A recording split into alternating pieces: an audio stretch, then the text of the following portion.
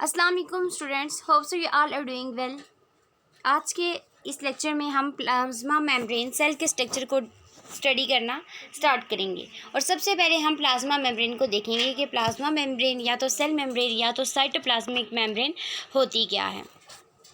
मैंने अपने पिछले लेक्चर में सेल का डिटेल रिव्यू दिया था, डिस्कवरी उस सेल को देखा था, और अब हम सेल के स्ट्रक्चर को देखने जा रहे हैं कि सेल का स्ट्रक्चर किस किस्म का होता है। अगर हम एनिमल के सेल स्ट्रक्चर की बात करें तो हम लोगों को जो प्लाज्मा एनिमल का जो सेल होता है उसमें सबसे बेसिक कंपोनेंट या वो स्ट्रक्चर या वो कंपोनेंट जो कि उसे प्लांट सेल से डिफ्रेंशिएट कर रहा होता है वो होती है हम लोगों के पास सेल मेम्ब्रेन। और सेल मेम्ब्रेन को हम प्लाज्मा मेम्ब्रेन और साइटोप्लाज्मिक मेम्ब्रेन भी कहते हैं। ओके स्टूडेंट्स, आज हम सेल मेम्ब्रेन को या प्लाज्मा मेम्ब्रेन को देखने जाएंगे। दी सेल मेम्ब्रेन, सबसे पहले हम डेफिनेशन देख लेते हैं कि सेल मेम्ब्रेन आया होती क्या है। Cell membrane also known as the plasma membrane और साइटोप्लाज्मिक मेम्ब्रेन। सेल मेम्ब्रेन को हम प्लाज्मा या साइटोप्लाज्मिक मेम्ब्रेन भी कहते हैं। ये इट इज़ बायोलॉजिकल मेम्ब्रेन, ये बायोलॉजिकल मेम्ब्रेन होती है। मींस ये वो मेम्ब्रेन होती है जो लिविंग ऑर्गेनिजम्स में प्रेजेंट होती है और ये फॉर्म करती है कवरिंग ऑफ सेल। ये सेल की आउटर मोस्ट लेयर या आउटर मोस्ट कवरिंग को बनाती है and separate the interior of all cells from the outside environment. और सेल की जितना भी इंटीरियर होता है, मीन साइटोप्लाज्म हो गया, न्यूक्लियस हो गया और एनी अदर ऑर्गेनेलीज हो गई, इनको आउटसाइड द आउटर एनवायरमेंट से प्रिवेंट करती है, प्रोटेक्ट करती है। और मीन्स ये क्या है कि एक बैरियर है एनवायरमेंट एंड सेल के दरमियान में।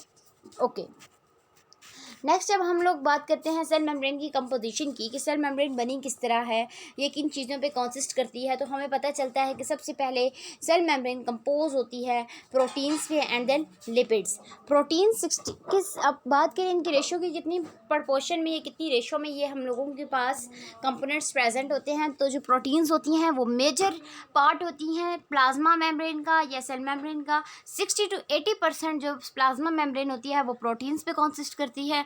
और उसके बाद हम लोगों के पास जितनी हम लोगों की जो 20 to 40% होता है वो लिपिड्स होती हैं।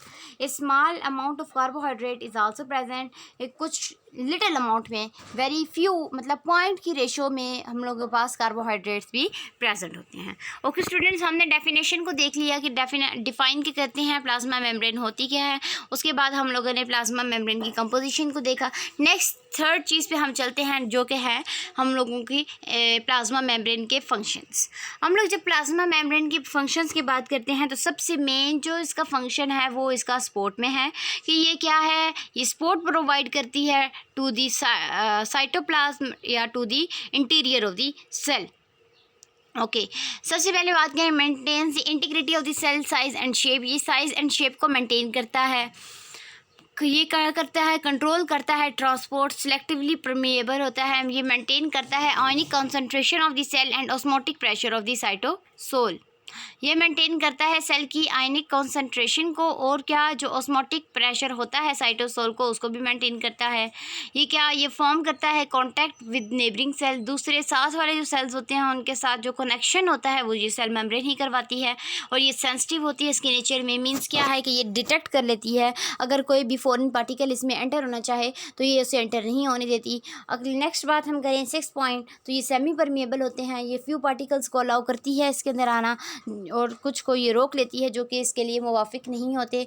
ये था प्लाज्मा मेम्ब्रेन के फंक्शन स्टूडेंट्स। ये आज हमने प्लाज्मा मेम्ब्रेन के बारे में पढ़ा। सबसे पहले देखी कि प्लाज्मा मेम्ब्रेन होती क्या है, फिर हमने कंपोजिशन को देखी और फिर हमने इसका फंक्शंस देखे कि प्लाज्मा मेम्ब्रेन क्या फंक्शन परफॉर्म करिए। Okay students, this is all about today's lecture. Thanks for watching, like share and subscribe my channel. और अगर कोई कन्फ्यूजन है तो कमेंट सेक्शन में ज़रूर बताइएगा।